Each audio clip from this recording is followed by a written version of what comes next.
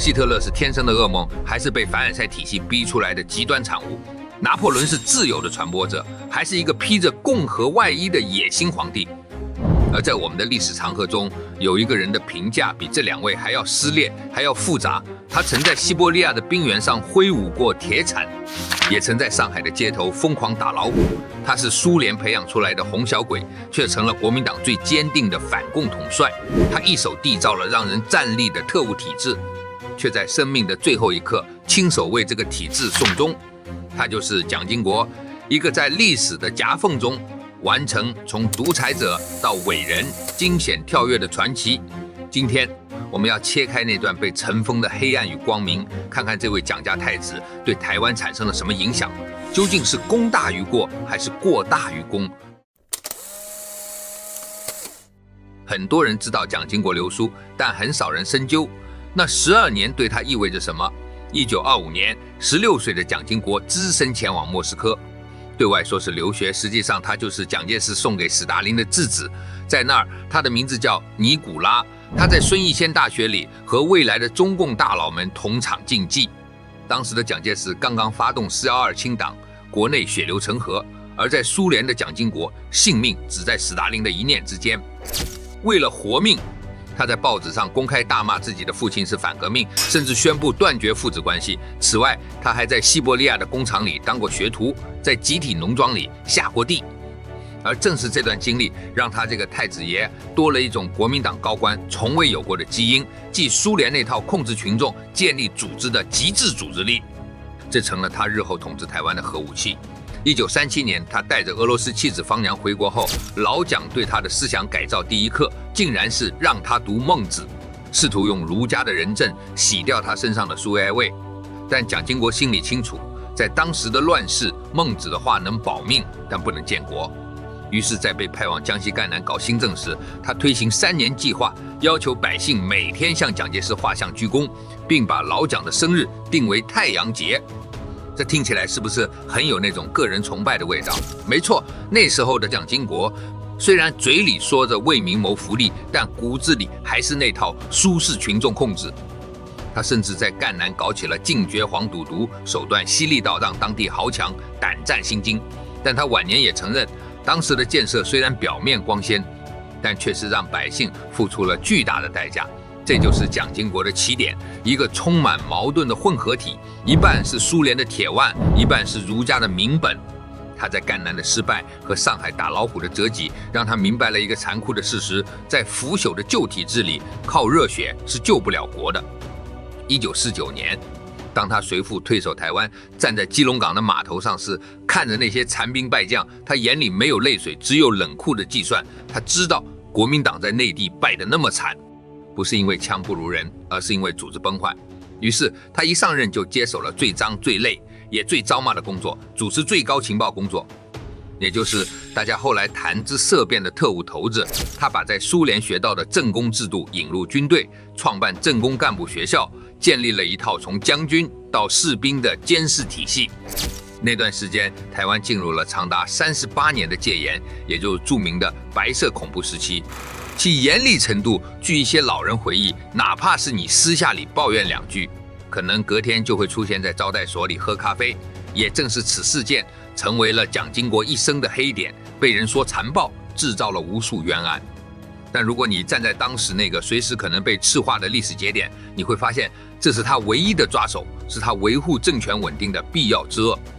在那种你死我活的对抗年代，如果没有这套铁腕，国民党恐怕连3年都撑不过去。而且蒋经国最厉害的地方在于，他并没有停留在单纯的打压上。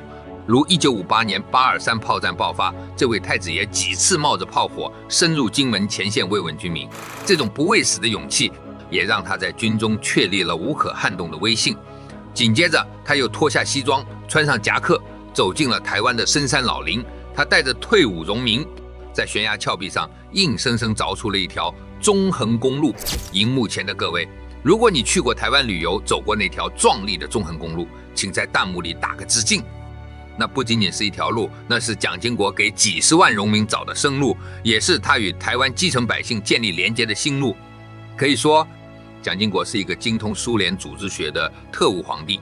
他先用恐惧稳住了地基，然后才开始思考这座房子该怎么盖。当然，在那个年代，光有恐惧是不够的，因为大洋彼岸的那个盟友随时准备把你当作弃子，而这种被背叛的预感，最终逼着蒋经国开启了一场疯狂的钢铁大逆袭。到了70年代，台湾迎来了最黑暗的时刻，尼克森访华，联合国席位丢失，日本断交。当时的台湾人走在路上都觉得天快塌了，那种被全世界遗弃的绝望感，我想现在50岁以上的老一辈应该都记忆犹新。如果是庸才，这时候可能就准备跑路去美国当狱工了。但蒋经国没有，他在行政院办公室里坐了一整夜，然后在大地图上狠狠画了几道。这就是我们后来耳熟能详的10大建设。大家现在看桃园机场，看中山高速公路，看大炼钢厂，觉得那是经济地标，但在我看来，那是一套完整的要塞防御体系。高速公路为什么要建得那么宽、那么直？因为关键时刻那是战机的起降跑道。大炼钢厂、造船厂为什么要不计成本的建？因为一旦被封锁，台湾必须有自己造坦克、造军舰的能力。蒋经国曾对身边的人说：“今天不做，明天就会后悔。”这句话背后的潜台词是：如果我们不把自己变成一块咬不动的硬骨头，我们就活不到后天。蒋经国那时候经常下乡，据传他不是去旅游，而是去查看这座堡垒的每一个角落。此外，他对官员的要求极其苛刻、清廉、接地气，不准与财团勾结。而他自己也以身作则，常年一身夹克，在乡间小店买盒饭吃。这种亲民秀一做就是几十年，做到了骨子里。大家有没有想过，为什么那些跟着他开山的老兵，哪怕死在悬崖下也毫无怨言？因为蒋经国真的跟他们一起啃馒头，一起在水龙头下接冷水喝。这种同甘共苦，让这群人觉得自己不是在为国民党打工，而是在为自己这辈子唯一的家拼命。他建立的那套均富模式，也让台湾经济成长12倍的同时，贫富差距竟然控制在8%以内。这在全世界的发展历程中，简直就是一个奇迹。但就在台湾人日子越过越好的时候，美国的背刺让蒋经国心碎。1979年断交，美国不仅撤了军，还拒绝出售先进的战机，比如当时我们梦寐以求的 F-16。美国人想让台湾变成一个没有牙齿的顺民，只能依附于大国的施舍。蒋经国愤怒了，他把自己关在办公室里，对着空荡荡的墙壁说：“我们要自己造。”这就是经国号战机 IDF 的起源。在那个技术被严密封锁、经费被各方撤走的年代，研发 IDF 简直就是一场自杀式的挑战。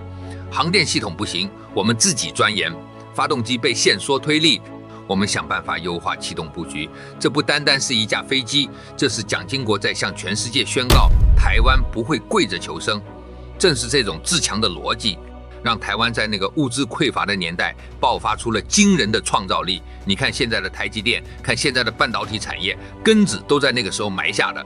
蒋经国任用的那些技术官僚，像孙运璇、李国鼎，他们不是政客，他们是真正的国士。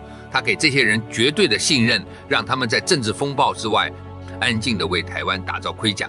但权力这东西是一把双刃剑，当台湾的经济越来越富足，民众的脑袋越来越灵光时，那个曾经靠恐惧和威权维持的旧统开始出现了巨大的裂痕。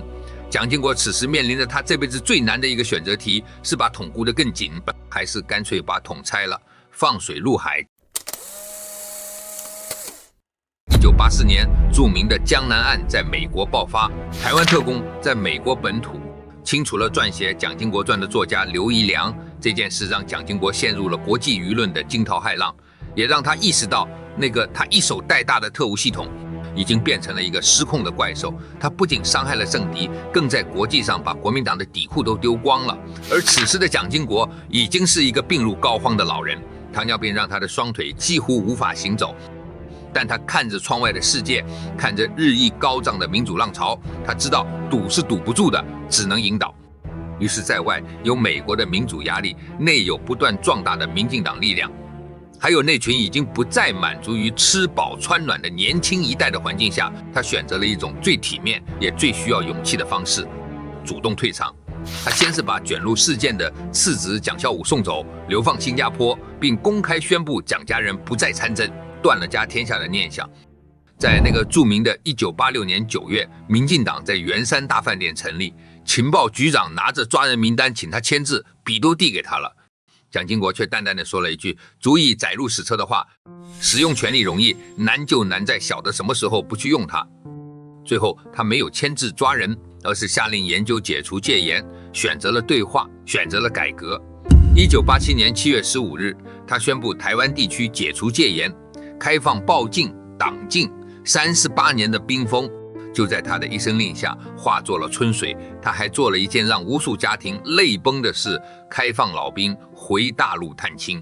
那时候那些离家40年的老兵，穿着写有想家字样的衬衫，在街头痛哭流涕。蒋经国在生命最后的时刻，用他最后的政治残余，为两岸开启了一扇窗。沈昌焕曾警告他，这样做国民党将来可能会失去政权。蒋经国却回答：世上没有永远的执政党。这句话至今听来依然如雷贯耳。他亲手终结了蒋经国时代，也亲手终结了那种靠血缘、靠特务、靠恐惧来统治的旧体制。1988年1月13日，这位一生劳瘁的老人在台北大口吐血，凄然长逝。他走的那天，台北全城的鲜花被抢购一空，无数民众自发在街头祭奠。他留下的是一个人均所得成长了10几倍，充满活力且走向民主的台湾。有人说他是独裁者，有人说他是民主之父，但在我看来，他是一个最懂克制的政治家。他从地狱般的苏联走来，在权力的巅峰做过，最后却选择把权力归还给人民。现在我们再回到那个问题，蒋经国究竟是功大于过，还是过大于功？相信你已经有了答案。至于我，每当看到经国号战机在清泉港基地起飞，引擎喷出的湛蓝火焰划破长空时，我的心里总有一种莫名的感慨。那架飞机其实就是蒋经国一生的缩影。他是被逼出来的，他是孤傲的，他甚至是带着残缺和遗憾的。但他守护了这片天空几十年，让后来的我们有机会坐在这里，自由地评价那个曾经掌握生死的大人物。我们现在享有的民主，不是谁施舍的，而是像蒋经国那样的人，在看清历史潮流后，选择不再当拦路虎，而是当了推车人。他用前半生的过筑起了一道防御的墙，用后半生的功推开了一扇希望的窗。他不是圣人，他是一个充满罪恶感却又极其务实的战略家。如果你问我，我会说他是一个懂进退、知止损的历史巨人。他留下的最宝贵遗产，不是那10项建设，也不是那一架飞机，而是那句世上没有永远的执政党。因为有了这句话，台湾才真正走出了强人政治的阴影。历史的车轮滚滚向前，蒋经国这个名字或许会随着时间慢慢变淡，但只要那架名为经国的飞机还在天空盘旋，只要我们还能自由地批评任何一个当权者，我们就得承认，那个在寒冷莫斯科待过的年轻人，最终在亚热带的台湾完成了一场最伟大的谢幕。好了，今天的内容就到这里。关于蒋经国，你心里那杆秤现在又是怎么摆的呢？欢迎在评论区留言，我们一起聊聊。我们下期再见。